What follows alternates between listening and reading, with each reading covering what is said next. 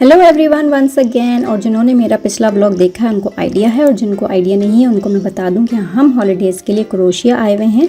Croatia के एक small town में है और ये वहाँ का एक अपार्टमेंट है जिसका टूर मैं आज आप लोगों को देने वाली हूँ। इस अपार्टमेंट को हमने कितने दिन के लिए बुक किया था, क्या रेट्स थे, वो सब आपको कैप्शन में पता चल जाएगा। फ़िलहाल मैं आपको दिखाती हूँ कि यहाँ का के व्यूज़ कैसे थे। ये है उसकी मेन एंट्रेंस और यहीं से आपको सामने जो है वो सी भी दिखता है।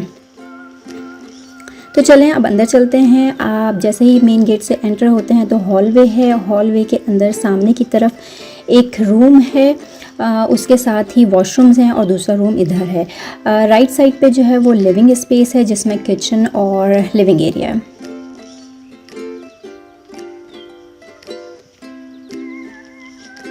किचन में एंटर होते हैं तो ये अच्छा खासा स्पेशियस किचन था। इसके साथ ही डाइनिंग एरिया है, छोटी सी क्यूट सी डाइनिंग टेबल है और फिर बिल्कुल लास्ट में जो है वो सोफ़ा है और टीवी है। अगर हम किचन की बात करें तो इस किचन में सारी ही ज़रूरत की चीज़ें मौजूद थी।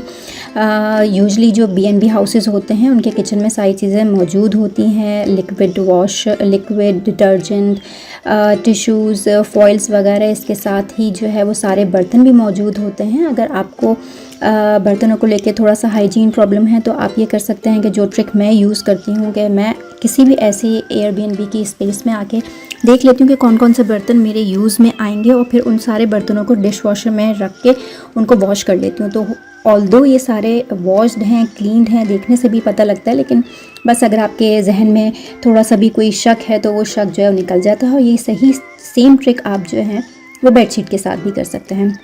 ये लिटिल कॉर्नर था, बहुत क्यूट सा, purple is my favourite colour, तो मुझे ये कॉर्नर यहाँ का बहुत अच्छा लगा। इसके साथ ये विंडो भी है जिससे बाहर का व्यू बड़ा अच्छा दिखता है। ऑल्दो हमने यहाँ पे 5 डेज़ स्टे किया और मैंने इसके ब्लाइंड्स नहीं खोले थे, ज़रूरत ही नहीं मिल पड़ी, ना ही टाइम मिल सका, लेकिन बाहर का व्यू भी अच्छा है।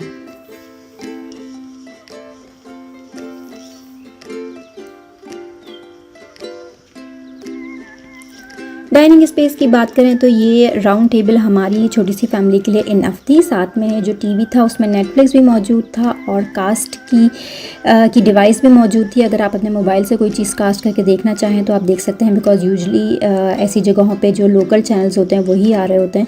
और क्रोएशिया है तो क्रोएशियन चैनल्स थे जो कि ऑब्वियसली हमें समझ नहीं आ रहे थे। इन्होंने अपने लिविंग स्पेस को भी काफ़ी अच्छा सा डेकोरेट किया हुआ था और ये सोफ़ा जो था वो काफ़ी अच्छा था। आई मीन ये भी खुल जाता है, इसके ऊपर भी लोग सो सकते हैं।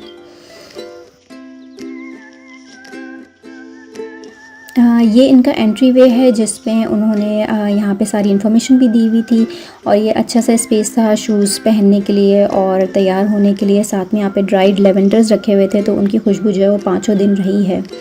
और लेवेंडर जो है वो इस सिटी के का मेन ट्रेडमार्क भी कह सकते हैं। वॉशरूम्स दिखाना मुझे बिल्कुल अच्छा नहीं लगता, लेकिन फिर भी मैं जस्ट एक झलक दिखा रही हूँ। कोई फैंसी जगह नहीं थी क्योंकि हम यूजुअली कोशिश करते हैं कि अफोर्डेबल जगह हो, क्योंकि पूरा दिन बाहर रहना होता है, सिर्फ रात को आके सोना होता है, तो इसलिए बहुत ज़्यादा फैंसी स्पेसेस हम नहीं देखते हैं। तो ये एक अच्छा डिसेंट और साफ़ सुथरा सा अपार्टमेंट था। बाहर के जो ये बैक साइड का व्यू है जिसमें और अपार्टमेंट्स दिख रहे हैं, आसपास भी तकरीबन सारे टूरिस्ट ही थे यहाँ पे।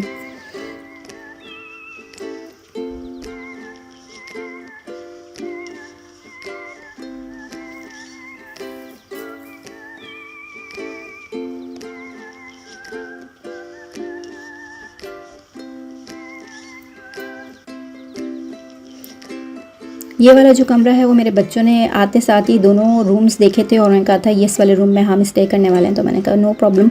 हम जो थे वो like me and my husband stayed in this room. ये वाला रूम जो था ये भी not very big, not very small, decent size था और बेड फर्नीचर थोड़ा सा ओल्ड था, बट इट्स फाइन बिकॉज़ हम यहाँ पे कुछ ही दिन के लिए रहने आए थे।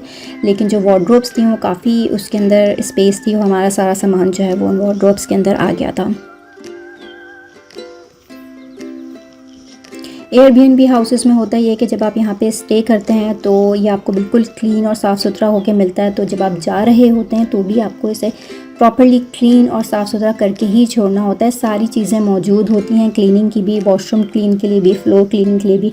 तो हमारा जो लास्ट डे होता है उसमें से थोड़ा सा टाइम हम इस चीज़ के लिए मेक श्योर करते हैं कि पैकिंग के बाद हमारे पास इतना टाइम हो कि हम इस पूरे हाउस को जो है वो थॉरली क्लीन करके जाएँ। बिकॉज़ ये एक सॉर्ट ऑफ रिस्पॉन्सिबिलिटी होती है आपके ऊपर। अगर बाहर की व्यू की बात करूं तो आज काफ़ी क्लाउडी मौसम था, तो बाहर का व्यू बड़ा अच्छा आ रहा है, ग्रीन सा भी है। और अगर आप गौर करें तो exactly this apartment is not sea facing, लेकिन यहाँ से आप सी देख सकते हैं। वो ब्लू वाला जो है वो पूरा सी है। हम जो है क्रोएशिया के ऐसे सिटी में रुके हैं जो कि सी फेसिंग है। और जो यहाँ की बालकनी थी उससे भी बड़ा अच्छा रिफ़्रेशिंग सा स्मॉल टाउन जैसा व्यू आ रहा था, तो बहुत अच्छा था। अगर यहाँ की आबो हवा की बात करें तो मैं क्योंकि जर्मनी से आई हूँ तो वहाँ की फ़िज़ा में और यहाँ की फ़िज़ा में क्लियर डिफरेंस है। जर्मनी की जो हवा है वो काफ़ी ड्राई है, लेकिन originally I am from Karachi, और कराची भी जो है साहिल समंदर के पास है, तो वहाँ की फ़िज़ा और यहाँ की जो हवा है मुझे काफ़ी सिमिलर लगी। ह्यूमिडिटी थी यहाँ पे, कराची जितनी ह्यूमिडिटी तो नहीं थी, लेकिन ह्यूमिडिटी थी और ताज़गी थी। गर्मी काफ़ी थी, यूजली 30+ टेम्परेचर ही यहाँ पे रहा जितने दिन हमने स्टे किया, लेकिन जब जब हवा चलती थी तो वो बहुत ही रिफ़्रेशिंग हवा थी, क्योंकि जो साहिल समंदर के पास एरियाज़ होते हैं वहाँ की जो हवा होती है वही उसकी ख़ास बात होती है। तो यहाँ पे रहते हुए मुझे अपना जो कराची है ना वो थोड़ा थोड़ा याद आया।